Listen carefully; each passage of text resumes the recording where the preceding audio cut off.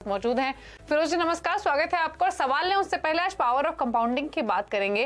जब हम long term investment की बात करते हैं तो बात कंपाउंडिंग की भी आती है, लेकिन म्यूचुअल फंड इन्वेस्टमेंट्स में कंपाउंडिंग की क्या रेलेवेंस है, कैसे ये फायदा पहुंचाता है इन्वेस्टर्स को, बताइए। दीपाली जी नमस्कार, गुड इवनिंग। अगर हम कंपाउंडिंग की बात करें तो फिनेंस में, फिनेंशियल एसेट्स में कंपाउंडिंग की बहुत अहम भूमिका होती है from a growth stand point. Compounding होती क्या है? कंपाउंडिंग वो फिनोमिना है जहां पे आपके लास्ट ईयर के ब्याज पे आपको अगला साल वापस ब्याज मिले, उस ब्याज पे ब्याज मिलने को कंपाउंड इंटरेस्ट कहते हैं। और जब वो कंपाउंडिंग सालों साल चलती है, उससे जो बलूनिंग इफेक्ट आता है वो compound interest and in turn the compounding benefit, इसीलिए उसको एक वंडर ऑफ द वर्ल्ड कहा जाता है। सो दैट्स बेसिकली, अगर समझिए आपने 100 रुपए अब लगाए हैं और एक साल बाद अब उसकी वैल्यू 10% की ग्रोथ पे 110 रुपए हो जाती है, तो अगले साल आपको 110 पे ब्याज मिलेगा और उसकी 10% होती है 11 रुपए। तो पहले साल 10 रुपए मिले, अगले साल 110 रुपए पे 10% मिली जो 11 रुपए है, तो इंटरेस्ट बढ़ गया। देखिए, इसको कहते हैं कंपाउंडिंग। ओके, तो यानी आपको बताया गया है कि कंपाउंडिंग होता क्या है और कंपाउंडिंग की रेलेवेंस क्या है।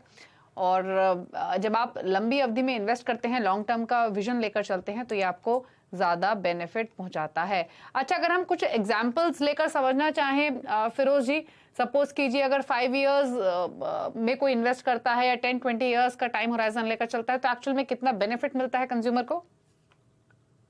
देखिए, अगर हम 10 साल की बात करें, 10 लाख रुपए अगर कोई 10 साल के लिए लगाए और 14% की ग्रोथ हो, तो 10 लाख रुपए बढ़ के 40 लाख रुपए हो जाते हैं 14%। तो अगर हम अब नेक्स्ट स्टेप में 15 साल की समय ले, तो वही पैसा 10 लाख रुपए 15 साल में पहुंच जाता है 14% पे 70 लाख पे। 20 साल में अब देखिए कंपाउंडिंग का इम्पैक्ट, 15 साल में 70 लाख, 20 साल में सीधे आप 1.4 करोड़ पे पहुंच जाते हैं, और 25 साल में 2.6 करोड़ पे, और 30 साल में 5.1 करोड़ पे। तो सेम 10 लाख की अमाउंट जो 10 साल में सिर्फ 40 लाख होती है, और अगर 20 साल की कंपाउंडिंग हो और टोटल 30 साल हो, तो आपकी टोटल वैल्यू 5.1 करोड़ हो जाती है। So this is the power of compounding.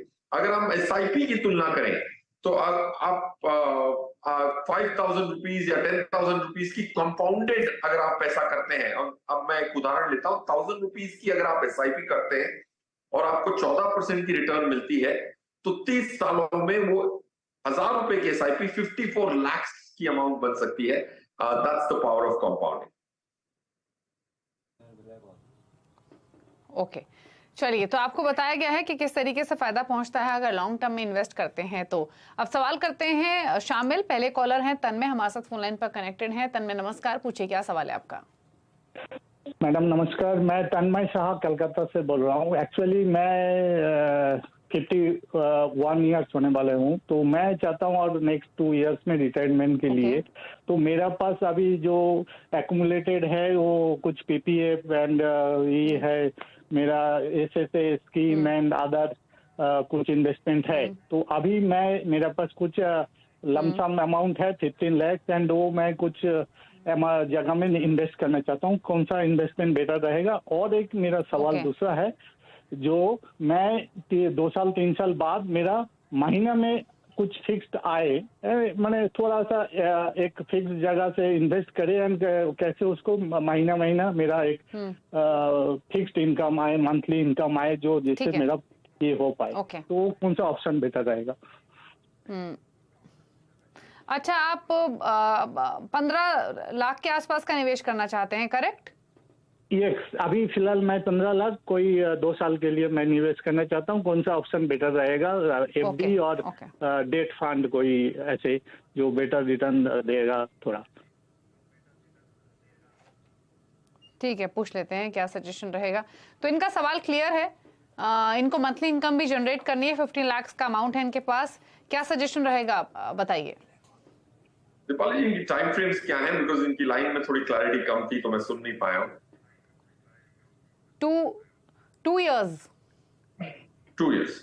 देखिए, अगर इनके पास 2 ही साल हैं तो जाहिर सी बात है इक्विटी की मात्रा ज्यादा नहीं हो सकती, या जनरली तो लोग 2 साल के लिए तो इक्विटी में इन्वेस्ट नहीं कर पाते।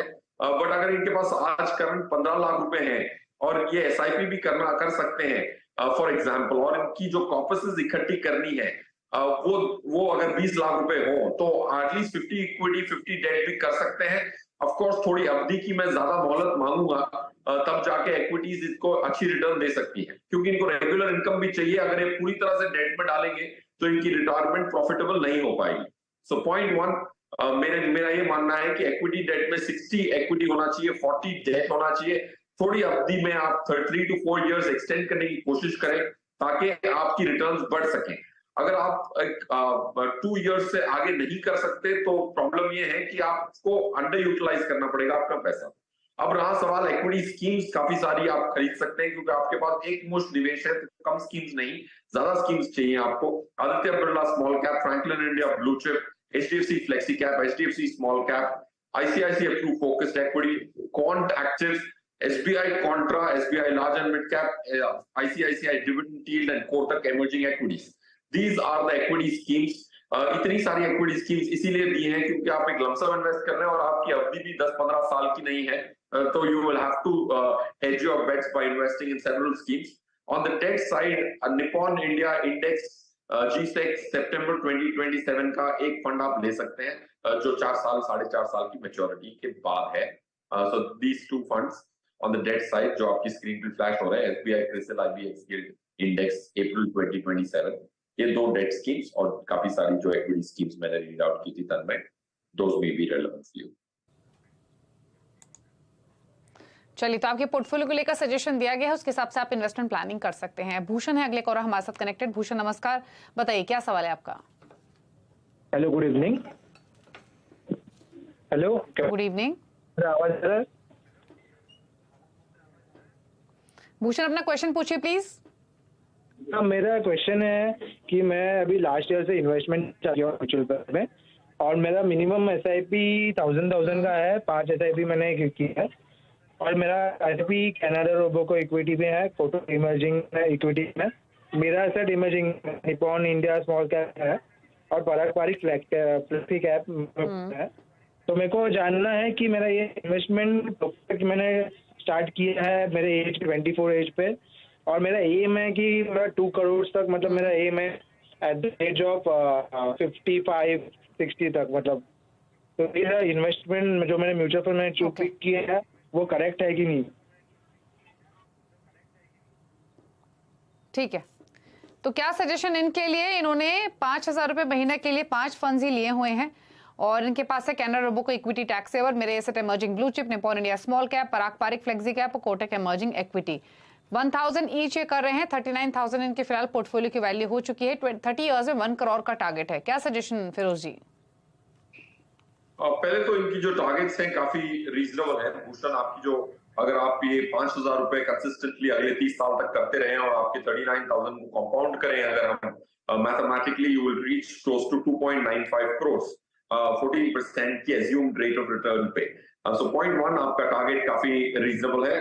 रहा सवाल आपकी जो 5 स्कीम्स हैं उसमें से एक स्कीम की बदलाव की जरूरत है, मेरा asset emerging blue chip fund. अगर आप अपनी एसआईपी अमाउंट बढ़ाना चाहते हैं तो और स्कीम्स को आप ऐड कर सकते हैं। प्रीवियस कॉलर्स को भी हमने यही स्कीम्स बताई थी। पहले तो आपकी जो Mirae asset emerging blue chip scheme है वो large and mid cap category की है, उसको आप रिप्लेस करते हैं SBI large and mid cap. So one large and mid cap replaced by another, or the other schemes which you can consider are Franklin India Blue Chip, ICICI Focused Equity, Quant Active, SBI Contra. इनको भी आप अपने portfolio में शामिल कर सकते हैं, जैसे आपकी आय बढ़े और अमाउंट्स बढ़ाएं, क्योंकि आज आपको 1 करोड़ रुपया काफी लगता होगा, बट 30 साल के बाद 1 करोड़ की वैल्यू 15-20 लाख से ज्यादा नहीं होगी, क्योंकि महंगाई भी दीमक की तरह आपके पैसे की जो परचेजिंग पावर है, जो खरीदने की क्षमता जिसको कहते हैं, वो घटाती जाती है। तो 1 करोड़ रुपया अमाउंट बड़ी लगेगी, but I think you will have to look a little beyond 1 crore 2 crores as well.